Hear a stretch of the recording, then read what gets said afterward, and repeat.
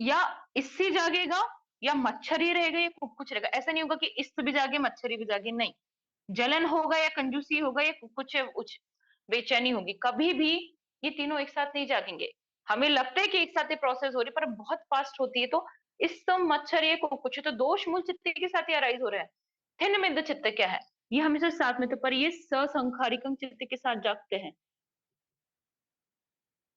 ससंखारिकं जो चित्त है, सौमनस सहगतंग डिठ्ठिगत संप्रयुक्तंग ससंखारिकं। असंखारिकं रहेगा तो ये चैसिक नहीं जागेंगे। ये किसके साथ जागते, सिर्फ ससंखारिकं के साथ। अब मान, जहां पे डिठ्ठिगत विपरीतंग चित्त होगा,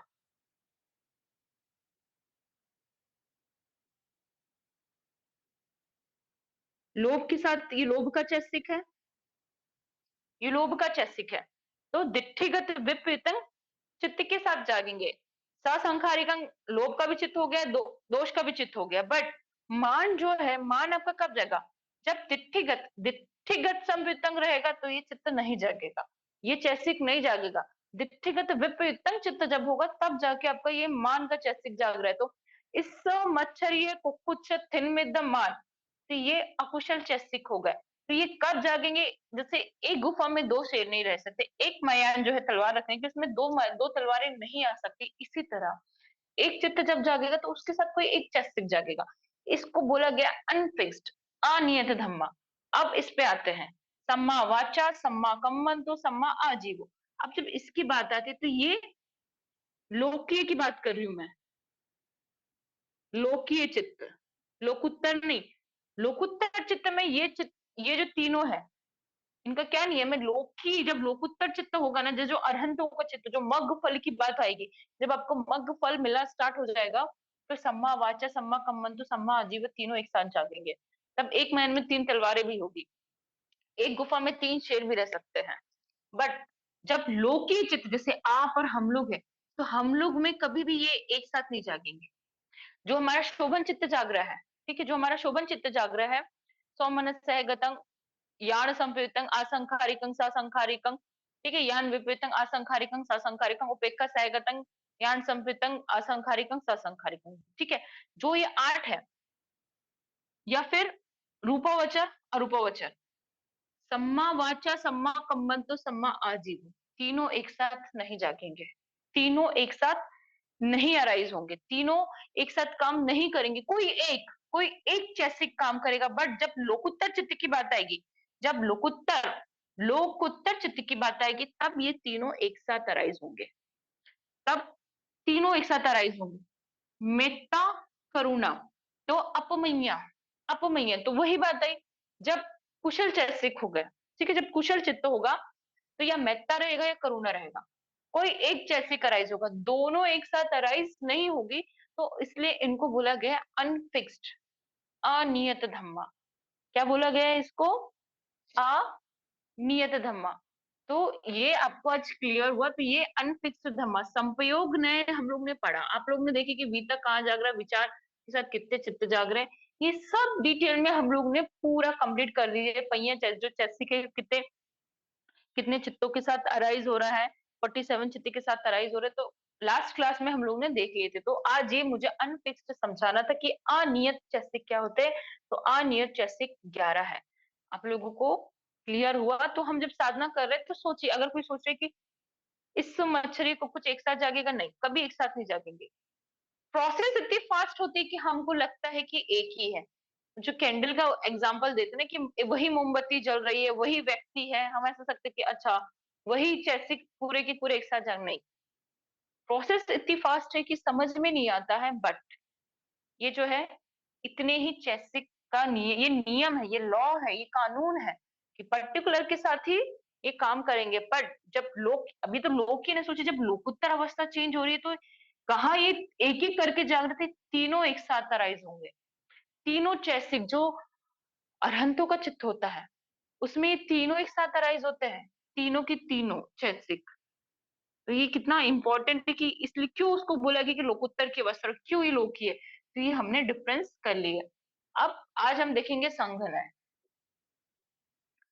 संपयोग ने आप लोगों को क्लियर हो चुका है कि संपयोग ने में हम लोग क्या देखते हैं, एक चैसिक कितने चित्तों से एसोसिएट होगा। अब हम देखेंगे संपयोग नय, सॉरी संघ नय, संपयोग नय हो गया, अब हम देखेंगे संघ नय। संघ नय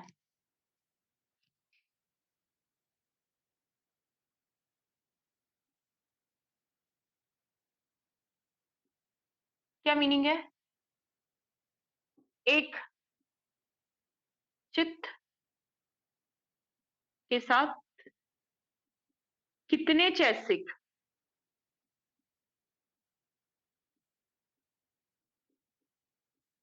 कितने चैसिक एसोसिएटेड होंगे।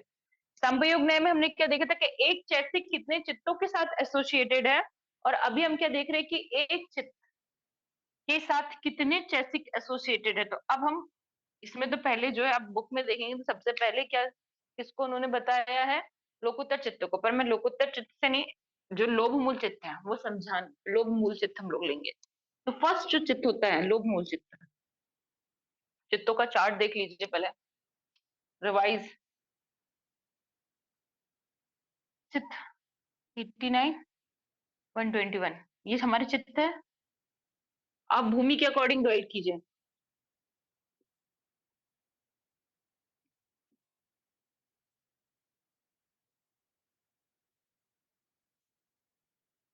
कामावचर चित्त भूमि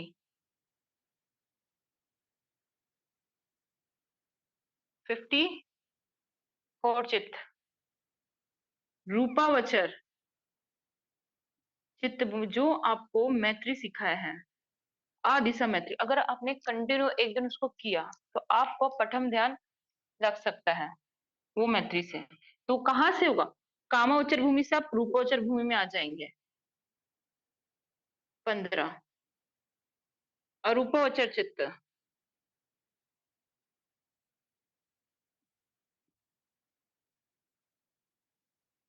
12। लोकोत्तर चित्त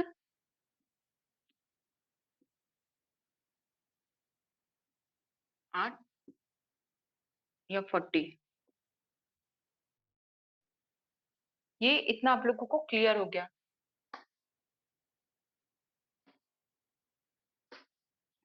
अब आगे हम लोग बढ़ते हैं। पहला कामोचर भूमि का चित्त क्या है? लोभ मूल चित्त। लोभ मूल चित्त, लोभ मूल चित्त जो है, फर्स्ट जो लोभ मूल चित्त क्या होता है?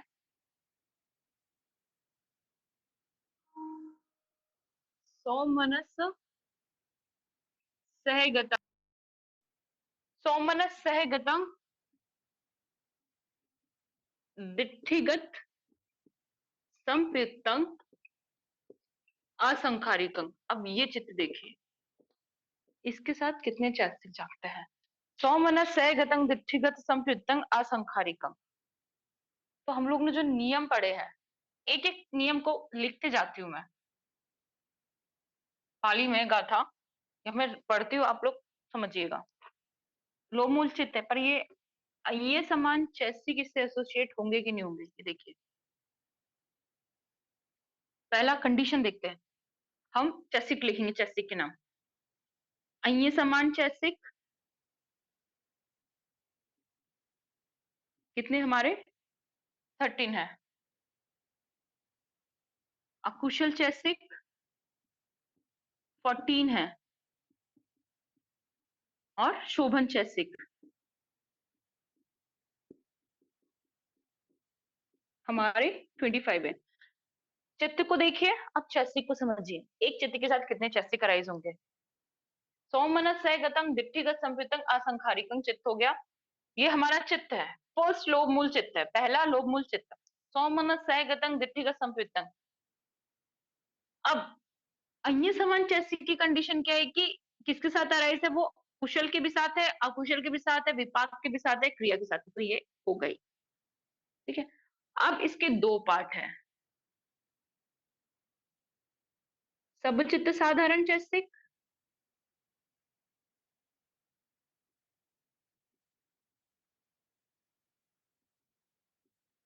और पकीनक, पकीनक मतलब पर्टिकुलर चित्तों के साथ अराइज होंगे। तो ये 7 है। तो इतना हम लोग को क्लियर हुआ कि 7 जो चैसिक अराइज होंगे, 7 चैसिक अराइज होंगे। मैं उसका चार्ट ऊपर काउंट करेंगे हम लोग, ठीक है। 7 ये अराइज होंगे, इतना आप लोगों को क्लियर हुआ। अन्य समान चैसिक में से सब चित्त साधारण जो इसका नियम ही क्या है, जितने भी चित्त है उसके साथ अराइज होंगे। तो ये आप लोगों को क्लियर है कि ये 7 जो है अराइज होंगे। तो क्या है, फस, वेदना, संज्ञा, चेतना, एकाग्रता, जीवित इंद्रिय, मनसिका। इसमें आपको कोई डाउट नहीं है कि हाँ ये 7 तो अराइज होंगे। आप बंद करके भरोसा करने की, जितने टाइम हम साधना कर रहे हैं, हम सो रहे हैं, हर टाइम ये जो 7 जो चैसिक है चित्त के साथ उत्पन्न हो रहे हैं, उसी के साथ ये नष्ट हो रहे हैं। अब आते हैं पकीनक। पकीनक पे जाने से पहले अब कंडीशन देखते हैं, चित्त कौन सा है, दूसरा। अब दूसरी कंडीशन को देखते हैं। अकुशल चैसिक है ये, अकुशल चित्त है, तो अकुशल चैसिक जागेगा ही जागेगा। शोभन नियम ही नहीं है, लॉ ही नहीं है, तो 25 अपने आप कट गए। तो इसको आप मिटा दीजिए, इससे कोई वास्ता नहीं, इससे कोई वास्ता नहीं। तो अब इधर करते हैं काउंटिंग। तो यहाँ पे लिखना स्टार्ट करती हूँ मैं, हम लोग अब लेना स्टार्ट करेंगे। सब चित्त साधारण चैसिक कितने होंगे वो हमारे, 7। इतना क्लियर है। अब आते हैं पकीनक की बारी पे। अब अकुशल चैसिक के भी 2 पार्ट है, अकुशल चैसिक के उसके भी तो 2 पार्ट है ना। क्या है, सबा, कुशला, साधारण, चैसिक। ये कितने हो गए हैं, ये हमारे 4 होते हैं। अब इसमें भी पकीनक पर्टिकुलर, अब अकुशल चैसिक है तो कुछ पर्टिकुलर के साथ जाएंगे, तो वो कितने हो गए, 10। इतना आप लोगों को क्लियर हुआ। सौ मनस सह गतंग दिक्थिक संप्रयुक्तंग असंखारिकं चित्त हम लोग देख रहे हैं। तो अब हम लोग ने देखा कि सब चित्त साधारण चैसिक जो 7 है वो तो अराइज होंगे। आंख बंद करके उसको सोचना है, मतलब समझना है, जानना है, अनुभूति के आधार पे जानी है इस चीज को। अब आते हैं हम लोग पकीनक पे। तो पकीनक क्या है, वितक, विचार, अधिमोक्ष जो है, वीर्य है, पीति, छंद। क्या क्या है, यहाँ पे लिख रही हूँ। वितक, विचार, पीति, सॉरी अधिमुख, वीर्य, पीति और छंद, और छंद। वितक, विचार, अधिमोक्ष, वीर्य, पीति। तो वितक क्या था उसका कंडीशन, तो वितक की गाथा पे आइए। वितक की क्या गाथा थी, द्विपंच वीर्यान वर्जित वर्जितेषु एकादशसु पठमंग झानासु। ठीक है, तो क्या बोल रहा है, वितक किसके साथ अराइज नहीं हो रहा है, द्विपंच वियान चित्त, द्विपंच वियान आप लोग जानते हैं, उसके साथ अराइज नहीं हो रहा है वो। तो ये जो ये हमारा द्विपंच वियान चित्त है, द्विपंच वियान मतलब क्या होता है, अहेतुक विपाक चित्त है, अहेतुक विपाक चित्त है ना। द्विपंच वियान क्या है,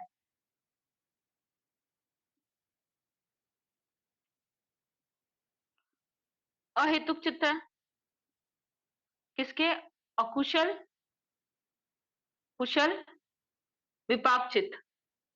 5 इसके, 5 इसके, टोटल 10 द्विपंच वियान चित्त। तो इसके साथ अराइज नहीं होगा अभी तक। और क्या बोल रहा है, वज्जितेषु, द्विपंच वियान वज्जितेषु, और किसके साथ होगा, एकादशसु, एकादशसु। तो क्या 11 जो है पठम ध्यान, रूपवचर भूमि का जो है ना, रूपवचर चित्त भूमि और लोकोत्तर चित्त भूमि, जो 40 चित्त होते हैं, उसमें से पठम ध्यान लेना है हमें, सिर्फ पठन ध्यान। तो क्या था, कामावचर भूमि 54 में से -10 कर दीजिए, ये 44 और 11, तो टोटल 55 चित्त के साथ अराइज हो रहा है ना वितक। तो वितक हमारा इसके साथ आएगा, क्यों नहीं आएगा, क्योंकि ये 54 में से हमने द्विपंच वियान को वर्जित किया। किसको वर्जित किया, द्विपंच वियान को। तो 10 चित्त को हमने माइनस किया, तो 44 में सौमनस सहगतंग चित्त है ना, सौमनस सहगतंग चित्त है, तो हमारा वितक भी आएगा। जब वितक आ रहा है तो विचार भी होगा ना, तो इसके साथ क्या हो जाएगा, पठम ध्यान के साथ साथ हम विचार में क्या लेते हैं, द्वितीय ध्यान भी लेते हैं ना, कि विचार हमारा द्वितीय ध्यान में भी है। द्वितीय ध्यान, पठम ध्यान क्या है, वितक विचार पीति सुख एकाग्रता सहितं पठमं ध्यान। द्वितीय चित्त क्या है, द्वितीय रूपोचर चित्त क्या है, विचार पीति सुख एकाग्रता सहितं द्वितीय ध्यान। तो 11 इसमें और ऐड कर दीजिए, तो ये 66 तो उसमें भी होगा, वितक भी है, विचार भी है। अब किस पे आते हैं, अधिमुख। तो अधिमुख का क्या है, अधिमुख को द्विपंचवीयान वज्जेतेषु। तो सिर्फ अधिमुख में हम लोग क्या कर रहे हैं, द्विपंचवीयान जो चित्त है, सिर्फ 10 चित्त को माइनस कर रहे हैं, 17 है, द्विपंचवीयान वज्जितेषु। तो अधिमोख में भी आएगा, अधिमोख में भी आएगा। अब वीरी का क्या है, पंचद्वार वज्जन द्विपंचवीयान संपटीचन संतीर्ण वज्जित चित्तेषु। पंचद्वार वज्जन, पंचद्वार वज्जन, द्विपंचवीयान में कंफ्यूज नहीं होना, पंचद्वार वज्जन चित्त मतलब अहेतुक क्रिया चित्त हो गया ये, अहेतुक क्रिया चित्त, अहेतुक क्रिया चित्त पंचद्वार वज्जन। फिर दूसरा वो क्या बोल रहा है, द्विपंचवीयान। अब अहेतुक कुशल, अकुशल और चित्त आ गया, अकुशल और कुशल विपाक चित्त आ गया द्विपंचवीयान, ये 10 हो गए। इसी तरह से फिर क्या बोले थे, संपटीशन और संतीरण चित्त वज्जितेषु। तो संपटीशन और संतीरण, इतने चित्तों के साथ वीर्य एसोसिएटेड नहीं है। संपटीशन संतीरण, संपटीशन का क्या कर रहा है, ऑब्जेक्ट को रिसीव, वो चित्त का काम ही है ऑब्जेक्ट को रिसीव कर रहा है, वो ऑब्जेक्ट को रिसीव कर रहा है। संतीरण क्या कर रहा है, इन्वेस्टिगेट कर रहा है। द्विपंचवियन क्या है, आपको रिजल्ट देख रहा है, आप अच्छी चीज देख रहे हो, बुरी चीज सुन रहे हो, तो इसमें आपको वीर्य करने की जरूरत नहीं है। पंचद्वार वजन क्या है, कि आपका जो माइंड है 5 द्वारों में खटपट हुई, अटेंटिव हुआ आपका माइंड, तो उसमें वीर्य नहीं हो रहा है। तो अकुशल चित्त तो है नहीं उसमें, तो ये वर्जित है ना, वर्जित मतलब हम लोग उसको काउंट नहीं कर रहे, वर्जित कर रहे, वर्जित कर रहा है, तो वर्जितेषु वर्जित किया। तो सौ मन सहगतम अधिमुख के साथ आएगा, वीर्य के साथ भी आएगा, ये 4 चैसिक तो अराइज होंगे ही। अब एक चीज बताइए, जहां सौमनस है, पीटी को तो देखने की जरूरत ही नहीं, जहां पे भी सौमनस ये लिखा हुआ है, ये क्या है, mental state of mind, peace होगा। पीस नहीं, यहाँ पे क्या, pleasant state of mind, pleasant मतलब सोमनस फीलिंग रहेगी, चित्त एकदम खुशी की लहर आपकी दौड़ रहेगी। भले ही अकुशल कर्म करें पर आपको खुशी मिलेगी वो काम करने से। तो पीति को कैसे हटाएंगे आप, पीति तो रहेगी ना, बिना पीति को हटाए कैसे काम चलेगा। तो सोमनस है, तो सोमनस तो पीति, जैसे लाइट चालू करेंगे अंधेरा चला ही जाएगा, रोशनी होगी अंधेरा चला जाएगा, ठीक है। इसी तरह पीटी और सोमनस का करेक्शन है कि ये दोनों साथ साथ अराइज होंगे, साथ साथ आएंगे ही। मतलब सूर्य बाहर निकलेगा, जब काले काले बादल रहते हैं, जब सुबह होती है सूर्य के साथ रोशनी निकलती है, तो उन दोनों को कोई अलग नहीं कर सकता, इसलिए सोमनस को आप पीती से कैसे अलग कर सकते हैं। तो सोमनस है तो पीती है, पीती है, ये जरूरी नहीं है कि ये क्या है, दिठिगत संवितंग। तो सोमनस क्या, आपका स्टेट ऑफ माइंड, यहाँ पे ये क्या है, स्टेट, सोमनस को ये क्या है, वेदना है। सोमनस क्या है, वेदना है, तो वेदना क्या, मेंटल वेदना है, तो उसमें जब तक कि आपको पीती नहीं होगी तब तक कि आप कैसे खुशी, आपको कैसे कोई खुशी मिलेगी, तो पीती। और अब जो छंद की बात आती है, अहेतुक मोह मूल चित्त वज्जितेषु, अहेतुक हमारे चित्त कितने हैं, 17,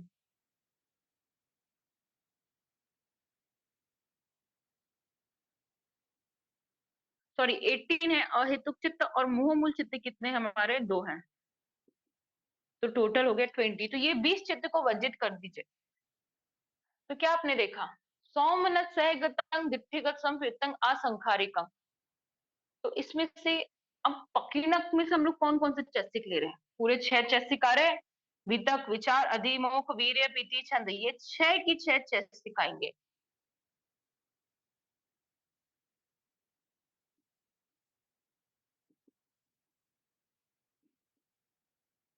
तो टोटल ये समान चैसिक कितने हैं हमारे,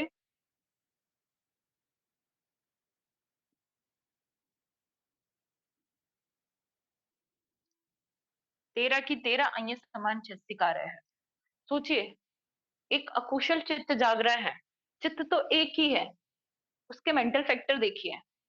अभी हमने 13 काउंट किए हैं, अभी बचे हैं, अभी अकुशल चित्त है ना भाई, अकुशल चित्त है। तो अकुशल चित्त क्या है? सब्बा कुशला साधारण चैसिक, मतलब जितने भी अकुशल चित्त है सब अकुशल साधारण चैसिक। तो जितने भी अकुशल चैसिक आएंगे तो चार है। तो कौन कौन से है वो? मोह, हीरी, अहिरिक, अनुतप्त और उद्धच्च, और उद्धच्च। तो इस क्या, अब लिखिए अकुशल चैसिक।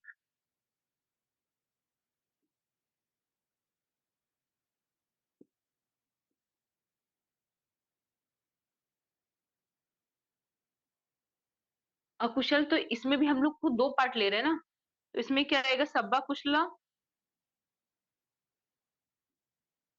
साधारण चैसिक,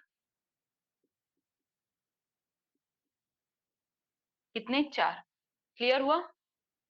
अब इसके बाद जो आता है पकीनक, लोभ, दिट्ठी, मान, फिर क्या है?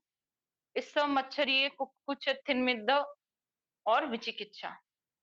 ठीक है, ये 10 है। तो अब 10 में से हम कौन से लेंगे? लोभ, दिट्ठी, मान। लोभ, दिट्ठी, मान। लोभ मूल चित्त के कितने चैसिक है? लोभ, दिट्ठी, मान। हम लोग ने संप्रयोग नहीं पढ़ा तो उसने पढ़ा था ना, लोभ दिट्ठी मान, लोभ दिट्ठी मान। तो लोभ मूल चित्त है, तो लोभ हो गई। अब इसका पकिनक देखिए, लोभ चैसिक तो हो गई। अब दो चैसिक हमारे पास बचे, दिट्ठी और मान। अभी अनियत चैसिक पढ़े अपने। दिट्ठी और मान एक मयान में नहीं रह सकते, एक साथ नहीं रह सकते। दिट्ठी होगा या मान होगा, मान होगा या दिट्ठी होगा। तो चित्त को देखिए, चित्त का नाम देखिए, सौमनस गतंग दिट्ठिगत संपयुक्तंग। क्या है हमारा चित्त? दिट्ठिगत संपयुक्तंग चित्त है। दिट्ठिगत संपयुक्तंग। तो अकीनक में हम लोग ने क्या लिया? हम लोग ने लोभ लिए, और इसके साथ क्या आ जाएगा? दिट्ठी। तो ये 6। अब टोटल कीजिए।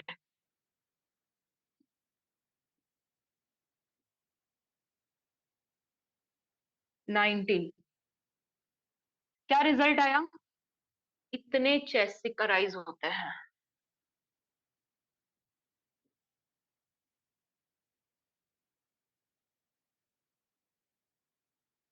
19 चैसिक अराइज हो रहे हैं एक चित्त के साथ। जो आपका चित्त काम कर रहा है ना, ये चित्त अराइज हुआ।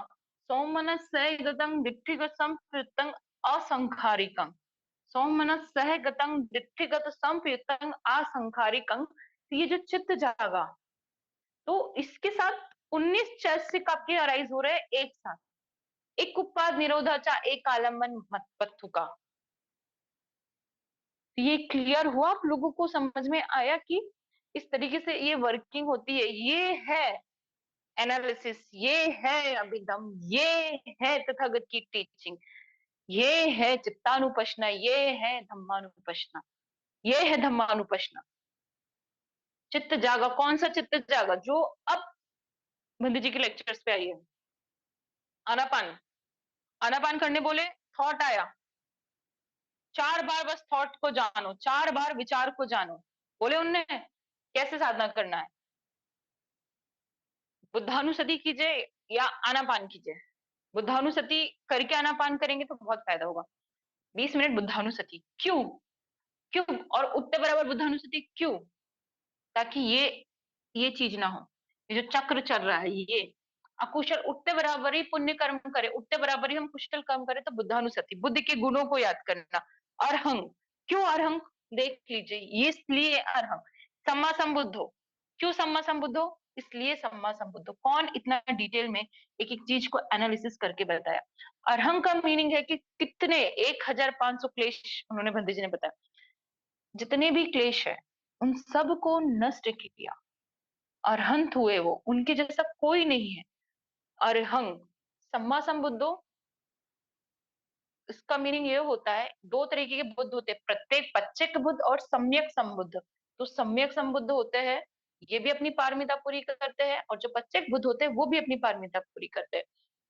तो ये जो पारमिता को पूरा करते हैं, तो अपनी तीन तरीके की पारमिता होती है। पारमी, उपपारमी, परमत पानी। क्यों अरहंत, क्यों सम्मत सम्मत सुदम्मत आरती, क्यों सतादे मनुसरम, इसका मीनिंग समझिए। अपनी वस्तुओं का दान करना, जो भौतिक वस्तुएं हैं, उसमें धन आ जाएगा, उसमें जो भी उनके पास सामान है वो सब आ जाएगा, सब। उपपारमी में जीवित, अपनी प्रियो का दान करना, जीवित प्रिय का दान, इसमें क्या आता है, बच्चे, बीवी, घोड़ा, हाथी, ये आता है। वैसे अंदर ज्यादा आप लोग को पढ़िएगा, मैं पढ़िए उसको, आप पढ़ेंगे तब तो लगेगा। एक जो है, कौन से बंदे जी थे मुझे याद नहीं आ रहा है, आई थिंक वो कखू संत थे, या एक मिनट मुझे देखने दीजिए, आपको मैं पढ़ के सुनाती हूँ उनने क्या किए थे। वो, उन्होंने, यक्ष आए थे, जब ये लोग संकल्प संकल्प लेते हैं, जो भी समय, जो बोधिसत्व होता है, जब पहला वो लेता है कि मुझे क्या करना है, तो मुझे बुद्धत्व प्राप्ति के लिए जो भी दान, जो भी मेरे सामने आएगा, इन पारमिताओं को, वो जैसे दीपंकर बुद्ध के टाइम में सुमेध भी जो है, क्या थे, वो सन्यासी थे, तो उन्होंने संकल्प लिया, उनको देख के कि मुझे भी सम्यक संबुद्ध होना है। फिर वो विचार, अब दीपंकर बुद्ध ने, उसके लिए भी कुछ घटनाओं का होना जरूरी है, ठीक है, वो पांच, उसको मैं बाद में कभी बताऊंगी। तो वो जब बोलते थे कि आप भी सम्यक संबुद्ध हो गए, ठीक है, तो फिर वो विचार करते हैं कि सम्यक संबुद्ध होने के लिए क्या करना रहता है। तो पहले 10 पारमियों पे सोचोगे, तो उसमें भी पारमी, उपपारमी, परमत पारमी, तो जीवित, देखिए हम लोग अपनी प्रिय वस्तु का तो दान कर सकते हैं, भौतिक जो वस्तु है, पर जब जीवित वस्तु का दान, जब वस्तु भी नहीं, जो प्रिय जीवित जो है, उन चीजों का दान करने की बात आती है, तो हर कोई नहीं कर पाता है। क्यों? दान पारमी पूरी करना। परमत पारमी होते हैं अपने अंगों का दान, जीव का दान, खुद का, जीव का दान, अंगों का दान, सीवी जातक जो अपनी आंखें निकाल के उन्होंने दान कर दी है। तो एक मिनट में आपको बताती हूँ, कौन से कौन से बुद्ध थे जिन्होंने अपन, उनके सामने ही उनके बच्चे को खा लिए थे। मंगल बुद्ध, मंगल जो बुद्ध थे, इतना उनके शरीर से रेज निकलती थी, मतलब जैसे अभी रात दिन का पता चल रहा है ना, उनकी बॉडी से इतनी ज्यादा तेज किरणें निकलती थी, इतनी ज्यादा रोशनी होती थी उनकी बॉडी से, आभा इतनी तेज थी, क्योंकि एक जन्म में उनने, एक यक्ष आया था और उसने उनके बच्चों को मांगा दान के लिए, तो उन्होंने अपने बच्चों का दान किया, उनके सामने ही उसने उनके बच्चों को खा गया। पर उनका चित्त कंपित नहीं हुआ, कि उनने संकल्प जो लिया था, बोधिसत्व जो रहते हैं, बुद्धत्व प्राप्ति के लिए उनका संकल्प रहता है कि मेरे सामने जो याचक होगा, मैंने उसका दान किया। तो उन्होंने बोला, ये जो दान किया मैंने, इससे मेरा चित्त कंपित नहीं हुआ। तो उनके शरीर से ये इतनी आभा मिली, जो रश्मियां निकलती है बॉडी से, तो इस वजह से है। तो पारमी, उपपारमी, परमत पारमी को हम लोगों को ये शिक्षा देने के लिए, हम लोग अरहंत की अवस्था को प्राप्त कर ले, हम लोग इन दुखों से मुक्त हो जाए, हर चीजों का दान किया। तो पारमी, उपपारमी, परमत पारमी का दान किया, इन गुणों को याद कीजिए, कि इसलिए ये सम्यक संबुद्ध, अरहंत है। तो सम्यक संबुद्ध क्या होते हैं, इतनी 4 लाख असंख्य कल्प के ऊपर इनकी पारमियां रहती है, इतना उनको करेंगे तब जाके इन, अब जो अरिहंत होंगे उनकी पारमी और स्ट्रांग होगी। तो सम्यक संबुद्ध खुद खोजते हैं, प्रत्येक बुद्ध भी करते, पर प्रत्येक बुद्ध इस विद्या को सबको नहीं देते, वो विद्या उनके पास तक ही सीमित रहती है, वो किसी को सिखा नहीं पाते। सम्यक संबुद्ध एफर्ट्स लगा के इन विद्याओं को प्राप्त, इनको, इन पारमिता को पूरा करके सभी को, जो 3 लोक है, कौन कौन से, कामवचर, रूपवचर, अरूपवचर, अरूपवचर के लोग को लोक में तो नहीं देते, पर बाकी जितने भी सत्व है उन सबको सिखाते हैं। करुणा से सिखाते हैं, मैत्री से सिखाते हैं। तो पारमी, उपपारमी, परमत, और ये नियम है, ये कानून है। जब तक कि आप इस तीनों पारमितों के घड़ी नहीं भरेंगे, मतलब 30 तरह की पारमी, 10 पारमी और इनका पाठ कर दो, तो पारमी, उपपारमी, परमत पारमी। तो इस तरीके की पारमी को जब तक आप पूरा नहीं करते हैं, तब तक कि आप सम्यक संबुद्ध नहीं होते। तो सम्यक संबुद्ध होने के लिए पारमी, उपपारमी, परमत पारमी, तो वैसंतर जातक आप लोग पढ़िएगा, तो उसमें उन्होंने अपने बच्चों का दान किया है। तो धरती ने कंपन किया, धरती इस बोझ को संभाल नहीं पाई, वो तो निर्जीव है, वो कंपित हो गई कि दान का इतना भार था ये। तो इसलिए अरहंग है, सम्मा संबुद्ध है, क्योंकि उनके जैसे गुण हम में है, क्योंकि हमें अरहंत की अवस्था प्राप्त करना है। और आप सोच रहे हैं कि हमें विपश्यना करो, वाकई में विपश्यना, वाकई में वो आनापान है, तो आप कभी नहीं कर सकते, कभी कोई, जब तक कि बुद्ध के प्रति श्रद्धा नहीं होगी। श्रद्धा, बंदी जी आज मुझे बताया कि उनके गुरु ने बताया, श्रद्धा ऐसा है कि बिना हाथ पैर के रहना, जो बिना श्रद्धा के काम करेगा, जब तक कि उसको सम्यक संबुद्धि के प्रति, धम्म के प्रति और संघ के प्रति श्रद्धा नहीं होगी, वो ऐसा व्यक्ति जिसके हाथ पैर नहीं है, वो चल रहा है, वो काम कर रहा है। तो विपश्यना में भी हम सबका यही हाल हो रखा है।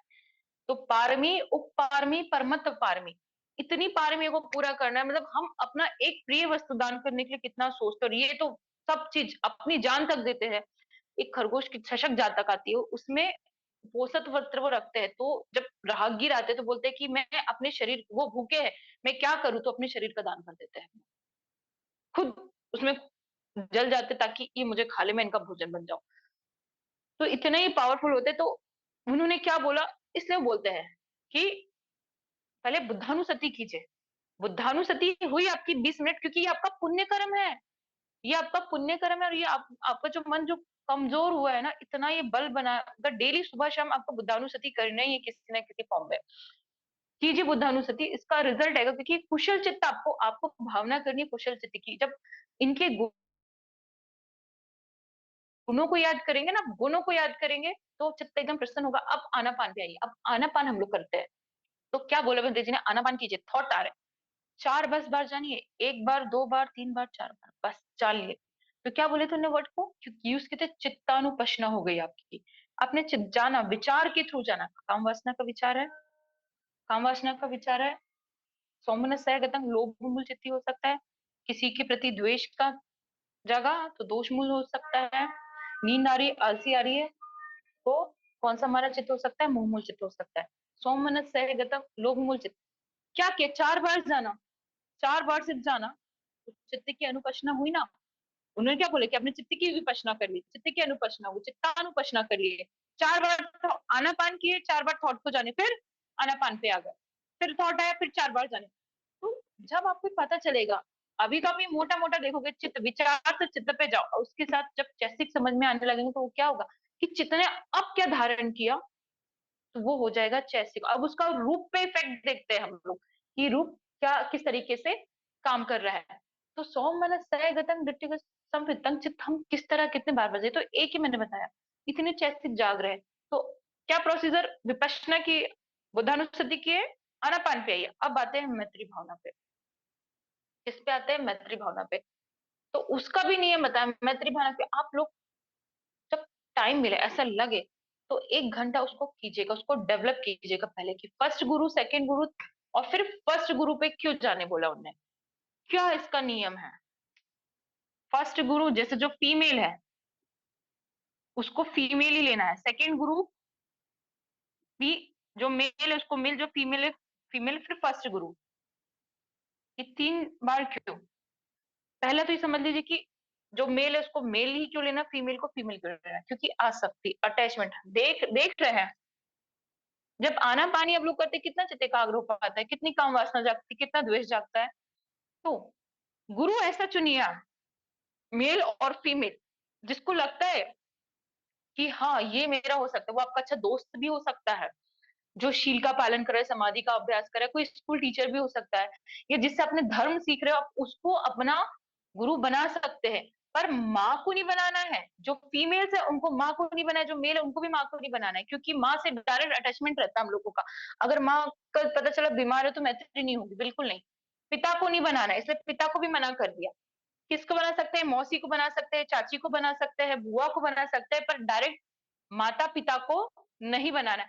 फीमेल फीमेल को बनाएगी, मेल मेल को बनाएंगे। मेल क्यों? अगर बहुत ज्यादा काम वासना है, जिस उस पे आसक्त हो गए, इस काम वासना जाग गई।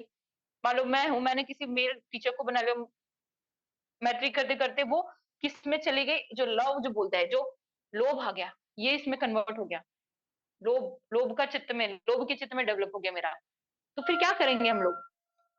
साधना नहीं होगी ना, वो तो हम लोभ जगा रहे हैं। तो इसलिए वो मैत्री मैत्री रहे, अलोभ हो, लोभ में ना हो, अलोभ हो। तो इसलिए क्या बोला कि गुरु जो है मेल मेल को बनाएंगे, फीमेल फीमेल को बनाएंगे। अब आते हैं फर्स्ट गुरु सेकंड गुरु। तो पहला गुरु, दो गुरु को बनाना बहुत जरूरी, ताकि चेक करें हम लोग, अपने आप को चेक करें कि मैत्री आई। और ये जिसको गुरु बनाओगे ना, उसके प्रति आपके मतलब वो है, आप उसको, वो भी आपको जानता है, तो कम से कम वो मैत्री निकले तो उसके पास मैत्री पहुंचे, और वो उसको लगेगी तो आपका चित्त प्रसन्न होना चाहिए। इसलिए बोला गया कि उसको जब मैत्री जाएगी, मतलब आप जिसको मानते हो उसको जब आप मैत्री करोगे, तो आपके मन में प्रसन्नता होगी, पीति पीति जगना स्टार्ट हो जाएगी कि अरे इनका मंगल हो, कल्याण, एकदम शुद्ध चित्त से जाएंगे। अब आप किसी को पसंद नहीं करते, उनको बोलोगे मैत्री करने के लिए, उनको गुरु बना लो, मैत्री निकलेगी, कुछ नहीं निकलने वाली। और दोष मूल हम चित्त बढ़ाते रहेंगे और उसका चैतसिक जागेंगे। तो इसलिए फर्स्ट गुरु सेकंड गुरु, तो फर्स्ट गुरु पे आए। फर्स्ट गुरु को कम से कम, अगर जिस दिन 1 घंटे बैठेंगे तो 15 मिनट दीजिए मैत्री, 10 मिनट दीजिए, फिर दूसरे गुरु पे आइए। जब तक कि फर्स्ट गुरु को अच्छे से नहीं निकल रही मैत्री, दूसरे गुरु पे शिफ्ट नहीं होना है। मतलब जैसे मैं बैठी, जैसे मैंने अपनी सिस्टर हुआ मतलब जो वियतनामी भिक्षुनी है, मैंने उनको बनाया। तो मुझे उनका चेहरा पहले ब्लर दिखता है, तो उन्हीं को मैत्री मैत्री मैत्री देती हूँ। पूरा उनपे चित्त मेरा एकाग्र हो जाना चाहिए। जैसे ये ऑब्जेक्ट है, ये अकुशल दिख रहा है ना, आप लोग को पूरा ध्यान इस पे होना चाहिए। जब आंख बंद करें तो पूरा ये पूरा एकदम ऐसा आ जाना चाहिए छप। तो इसी तरह जब आप मैत्री देंगे अपने गुरु को, तो उसको पूरा दिखने लगेगा, वो आपके सामने बैठा है। इतनी आपको मैत्री की प्रैक्टिस करनी है। और जैसी जैसी प्रैक्टिस होगी, आपका प्रथम ध्यान लगना स्टार्ट हो जाएगा। क्योंकि प्रीति बहुत होती है, मेरा पर्सनल एक्सपीरियंस है। मैंने 1 घंटे तो मैं नहीं कर पाती हूँ, आधा घंटा, और वो ऐसा लगता है कि मैं और करूँ, पर टाइम की बाउंडेशन की वजह से, कुछ काम की वजह से वो नहीं हो पा रहा है, पर मैं कोशिश करूंगी उसको करने की। फर्स्ट गुरु को दीजिए, फिर सेकंड गुरु पे आई। जब फर्स्ट ग्रुप से हुई मैत्री, सेकंड गुरु को दीजिए। अगर सेकंड गुरु पे नहीं निकल रही है, सेकंड गुरु को करने की कोशिश कर, उसका चेहरा सामने नहीं दिख रहा, मैत्री नहीं जा रही, फिर से फर्स्ट गुरु पे आइए। फिर फर्स्ट गुरु को दिया, फिर आप चित्त शांत हो, फिर सेकंड गुरु पे आई। और जैसे कई बार होता है कि मैंने स्टार्टिंग में किसी 2 लोगों को चुना था मैत्री देने के लिए। मैंने बोला भंती जी, मेरी लाइफ में तो ऐसे कोई है नहीं कि मैं किसको गुरु बनाऊं, क्योंकि मंक्स का बहुत इंपॉर्टेंट रोल रहा है मेरी लाइफ में। तो मैंने बोला मैं मंक्स को नहीं बना सकती। उन्होंने बोले नहीं नहीं बनाना। तो फिर मैं जब साधना करने बैठी, उनको मैंने नाम कुछ और बताए थे, तथागत के सामने बोला कि ये मैं इनको ले रही। तो उन्होंने, फिर मेरे को याद आया मैत्री नहीं कर रही थी मेरी, क्योंकि वो मेरे गुरु थे पर मेरी मैत्री नहीं कर रही थी। तो फिर मैंने तुरंत अपने गुरु शिफ्ट किए, चेंज किए। मुझे साधना में जब आप ये करेंगे तो आपको खुद ये जो कुदरत का नियम है, जो धर्म है, आपको खुद ब खुद बताएगा कि आपका गुरु कौन है। तो उन मुझे तुरंत याद आई सिस्टर ये सिस्टर हुआ, सिस्टर ये। तो फर्स्ट गुरु मेरी सिस्टर हुआ बनी, क्योंकि वो जो भिक्षुनी थी, मेरी लाइफ की पहली भिक्षुनी थी जिनसे मैंने सीखा वियतनामी रन। और सेकंड भी वो जो एक वियतनामी ही भिक्षुनी थी, एक नन, जिनसे मैंने बहुत श्रद्धा, उनकी वजह से मेरे लाइफ में बहुत श्रद्धा आई, तो मैं उनके प्रति बहुत कृतज्ञ हूँ। तो उनको मैंने अपना गुरु बनाया। तो वो समझ में आएगा आपको। तो फर्स्ट गुरु सेकंड गुरु फिर फर्स्ट गुरु पे आना है, इन पे मैत्री डेवलप हुई, फिर सेकंड गुरु पे, फिर मम्मी पे आइए, पापा पे आइए। मतलब फिर आपको जिनको लग रहा है, फिर आप इसके बाद अब जो उनको भी देना है आप दीजिए। फिर चाहे फिर मंग, चाहे मेल हो चाहे फीमेल हो, फिर आप मैत्री करते करते करते करते करते आइए। तो इसमें क्या आएगा कि माता पिता गुरु ये आएंगे। फिर जिस जगह पे आप रह रहे हैं, जैसे सांची रह रही, फिर सांची को मैंने बड़ा किया भोपाल, फिर भोपाल से मध्य प्रदेश, मध्य प्रदेश से भारत, भारत से पूरा वर्ल्ड। इस तरीके से मैत्री को डेवलप करना है आपकी। इतना आप लोग को क्लियर। अब इसके बाद क्या होगा, इतनी प्रोसेस हुई, इसके बाद अब अधिष्ठान करना है। अधिष्ठान मतलब ये, इसका मीनिंग ये होता है कि मैं वितक विचार पीति सुख, चाहे कुछ भी हो जाए, मैं अपने चित्त पे वितक विचार डेवलप करके इनके प्रति मैत्री करूंगा। तो जिनने अभिधम की क्लास की है उनको पता है कि वितक, वितक का मतलब जैसे एक ऑब्जेक्ट पे अटक गया चित्त, वो विचार बस उन्हीं के बारे में मैत्री निकलेगी, उसी जो व्यक्ति है। जैसे मैंने सिस्टर हो बोला तो बस उनपे मेरा मन अटक गया। मत सिस्टर हुआ से मेरा मन बाहर नहीं निकलेगा, बाहर नगाड़े पीटे कुछ भी पीटे, मेरे आसपास कुछ भी, मुझे कोई फर्क नहीं पड़ेगा। तो वो जो ऑब्जेक्ट पे मेरा चित्त अटक गया, उसको अभी तक। और विचार मतलब उन्हीं के आसपास आसपास मेरी मैत्री निकल रही है, उन्हीं के बारे में सोच रही हूँ। विचार पीति मतलब एकदम खुशी, सुख मतलब बॉडी में कुछ भी पेन नहीं, एकाग्रता। सिस्टर होवा के अलावा मुझे और कुछ नहीं, मेरा चित्त उन पे एकाग्र हो गया। तो उसको कहते हैं ये पठम ध्यान की अवस्था, कि आपका चित्त उस ऑब्जेक्ट से, उस आलम्बन से बाहर नहीं निकलेगा। तो वितक, विचार, प्रीति, सुख, एकाग्रता, तो ये हो गया अधिष्ठान। तो इतना आपको क्लियर हुआ कि ये क्या है अधिष्ठान का मतलब। अब साधना का अधिष्ठान गुरु जी सिखाते हैं, अधिष्ठान का मतलब होता है कि हमने लिया अधिष्ठान। जैसे आप लोग 10 दिन के कोर्स में जाते हैं, अधिष्ठान करते हैं, 8 से 9 की साधना बैठेंगे, तो टाइमिंग का बहुत इंपॉर्टेंट रोल है। अगर आप घर पे साधना कर रहे हो तो एक टाइमिंग फिक्स कर दे, 5 से 6, 5 से 6:30, कि ये टाइम पे मैं करूंगा। एक बार करके देखिए आजमा, कि 10 दिन का अधिष्ठान लीजिए, एक हफ्ते का लीजिए, कि हाँ मैं इतने टाइम पे साधना करूंगा, कि टाइमिंग का बहुत रोल है रहता है। तो जैसे मैं बोलती हूँ ना कि बंदी जी बोलते हैं कि जैसे 10 बजते तो मैं भी भागने के लिए होती हूँ, कि हाँ चलो आजकल मैं जल्दी 10 के ऊपर नहीं लेती हूँ, क्योंकि मैंने अधिष्ठान ले रखा है। मुझे बुद्धानुसति करनी है, फिर उसके बाद पठान पच्चे की चैंटिंग करना है, फिर मुझे महासमय सुत्ती की चैंटिंग करना है, अट्ठानंग मितंग सुत्ती की चैंटिंग करना है। तो ये मेरा अधिष्ठान है कि अभी ये वर्षवास चल रहा है, तो मुझे ये अधिष्ठान करना, अपने पुण्य कर्म करने हैं। तो वो अधिष्ठान मिलेगा। अधिष्ठान का मतलब होता है एक पर्टिकुलर टाइमिंग में आप साधना अगर कर रहे हो तो साधना का अधिष्ठान लीजिए, किसी सुत्ती की चैंटिंग कर रहे हो तो उसका अधिष्ठान लीजिए। शील, सबसे पहले शील लेना है। सबसे पहले शील, कोई भी प्रोसेस करने से पहले शील, शील ग्रहण करते हैं। शील ग्रहण करके मेरे शील अब शुद्ध है, क्योंकि अभी तो आपने कोई कर्म नहीं किया ना, अकुशल कर्म तो किया ना, नहीं किसी से झूठ बोला। शील लिया, चित्त प्रस किए। साधना करने से पहले मैं सभी समय बुद्ध को नमस्कार करता हूँ, ये बोल के। अब शील लिया आपने कि मैंने 5 शील लिए, ये मेरे शील अभी शुद्ध है, मैंने अभी कुछ भी नहीं किया। शुद्ध शीलों के आधार पे अब मैं अपनी साधना स्ट्रॉन्ग करता हूँ। तो चित्त प्रसन्न होगा तो जो बाधाएं आ रही थी आपको आनापान करने में, मैत्री करने में, विपश्यना करने में, वो बाधाएं धीरे धीरे दूर होगी। जब तक कि आपका चित्त एकाग्र नहीं होता तब तक की विपश्यना नहीं करनी चाहिए। जैसे चित्त एकाग्र हो गया तो फिर आप लोग विपश्यना कीजिए। सोनाली, कुछ, हाँ कहिए दीदी। उस दिन एक्चुअली मेरा रह गया था क्योंकि मैं टाइप कर रही थी, बाय द टाइम वो टाइम ओवर हो गया। एक तो उन्होंने बोला था कि वो नक्षत्र के फूल होते हैं। हाँ नक्षत्र के फूल उन्होंने उसका बताया। होता हाँ है ये होता है, और ये होते हैं नक्षत्र। वो मैंने उनको बोला कि कैसे दिखते, बोलते हैं आसमान में आप लोग अच्छे से देखो तो नक्षत्र के फूल खिलते हैं। मुझे भी नहीं पता। और मैंने उनसे पूछा ऐसे कैसे पॉसिबल है, तो बोलते हैं आप लोग ने देखा ही नहीं कभी ध्यान से, नक्षत्र के फूल होते हैं जो आसमान में, तारे के साथ साथ नक्षत्र के भी फूल होते हैं जो उपोषित करते हैं। तो रात भर उस नक्षत्र फूल की भांति साधना करते हैं, बुद्धानुसति करते हैं और चित्त को एकाग्र करते हैं। Can you make first Guru a close friend? हाँ आप किसी को भी बना सकते हैं। मतलब नहीं नहीं नहीं, जो जिंदा है उसको नहीं, जो जिंदा है उसको नहीं, जिनकी डेथ हो गई है उनको कैसे मैत्री बढ़ जाएगी? बिल्कुल नहीं।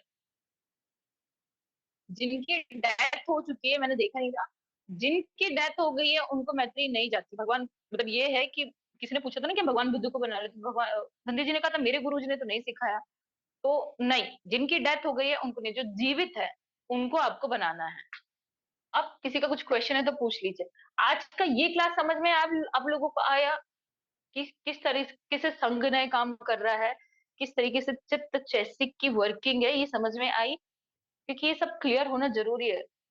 भंते जी की सेशंस जो है, मुझे लग, क्योंकि कई चीजें मुझे भी नहीं पता है, मैं उनसे कई बार चीजें पूछती हूँ। जैसे उन्होंने उस दिन बोला कि जब हमें ध्यान लगता है तो सिर्फ लोभ और दोष हटते हैं, मोह नहीं हटता।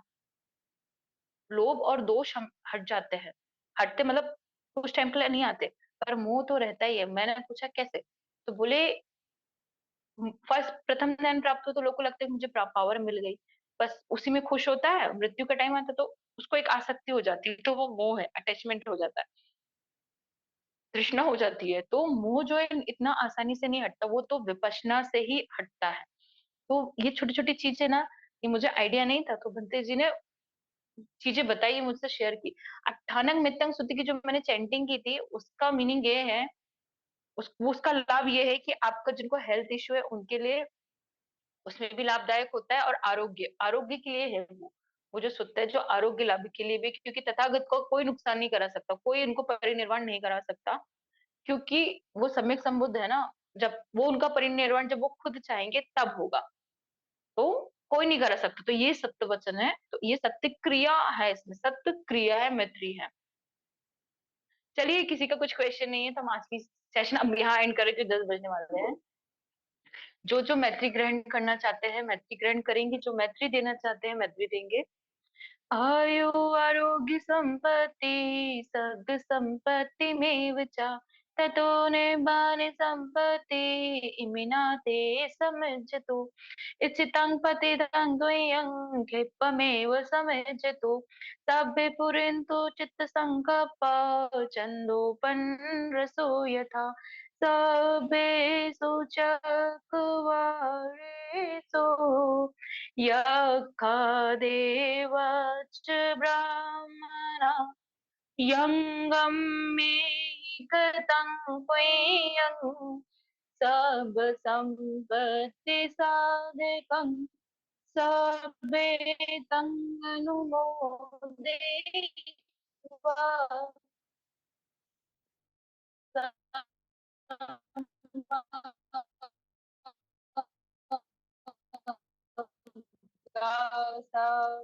निहिता हो तो आरक्वै भागमिदं जयं समं ददाम कारितम् अनुमोदन्तो दं सबे मेरे निरादो सर्गिके सबे सत्ता सुखी हुदो सबे हुदो जाके वीरो सबे भद्राणि पश्यन्तु मा किञ्चित् दुःखमागम मा किञ्चित् पापमागम सब पापस्य अकरणं कुशलस्य उपसम्पदा सा चेत् पर्योदपनम्